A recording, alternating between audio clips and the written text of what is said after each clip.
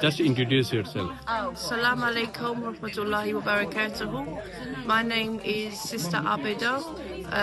I was reverted in 2011 at Croydon Mosque and also at the Regent's Park Mosque. But my heart has always been Muslim. I believe to one God, to Allah, and that Muhammad sallallahu alaihi wasallam was the last messenger. And I feel I'm in one way now, rather than up and down, you know. And I know where I want to go to the next life in the Jannah, Firdaus. Yeah. So what the main reason behind you revert to Islam? Because I see, even when I watch the news, that people, they only live in for this life. It doesn't matter, you know, about the cars, the money, the woman, the man. But then at the end of the day, what's going to be your answer to God? How you spent your wealth, how you looked after your children. You know, I believe that we've got two angels, one on either side, recording and writing what we're doing.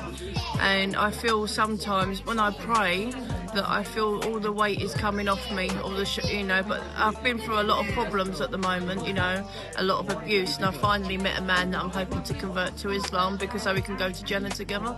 Because every time I pray, I feel clean, you know. Every time I do wudu, I feel like the sins are dropping off me. And I feel clean, but when I've sat in the church, I feel guilty, you know, like when I go along to support other people that I know, I feel guilty, you know, I have this sense of guilt. And when I'm with Allah, I feel like I'm rich, you know. Do you find normally we are traditional Muslim, any helpful for you, or do you find my any? My son is Muslim, it's called Fizam. Like us, we are community. Is there any issues about the community, like we are not helping for the I think I've always had support from this community because I've known brother Iftikhar or Huck 15 years and Sister Abida and Shaheen, and they've always been any situation very, very supportive and encouraging and telling me not to give up and have faith more in Allah and that, and I'm really grateful for that. And at the moment, I'm not praying, I'll be honest, at the moment, because I've had a lot of problems. And 2023, I was raped and nearly burnt alive in my own house where I was living because I fell apart after my children was removed by the social and given to my partners who used me for immigration. But since then, I've got my own place now, I've got a supportive partner. And I just hope that we can take each other to Jannah and I can start being closer to Allah again, because it's Allah that saves me from every situation.